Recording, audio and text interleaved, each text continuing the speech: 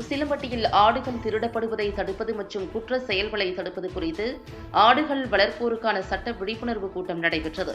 மதுரை மாவட்டம் உசிலம்பட்டி தனியார் மண்டபத்தில் தமிழ்நாடு ஆடு வளர்ப்போர் பாதுகாப்பு சங்கம் சார்பில் மதுரை மாவட்ட பகுதியில் அடிக்கடி ஆடுகள் திருடப்படுவதை தடுப்பது மற்றும் முன்னெச்சரிக்கை நடவடிக்கைகள் மேற்கொள்வது குறித்தும் குற்ற செயல்களை குறைக்க காவல்துறையுடன் இணைந்து செயல்படுவது குறித்து சட்ட ஆலோசனை கூட்டம் உசிலம்பட்டி டிஎஸ்பி சந்திரசேகரன், தமிழ்நாடு ஆடுகள் வளர்ப்போர் பாதுகாப்பு சங்க மாநில பொதுச் செயலாளர் வழக்கறிஞர் சரவணன் தலைமையில் நடைபெற்றது. இக்கூட்டத்தில் ஆடுகள் தங்க வைக்கப்படும் இடத்தில் முறையான கண்காணிப்பு கேமரா அமைப்பது மற்றும் ஆடு வளர்ப்போரின் குழந்தைகளை அரசு பணிகளுக்கு ஊக்குவிக்கும் வண்ணம் கல்வியில் முன்னேற்றம் வேண்டும் உள்ளிட்ட ஆலோசனைகளை உசிலம்பட்டி டிஎஸ்பி சந்திரசேகரன் வழங்கினார்.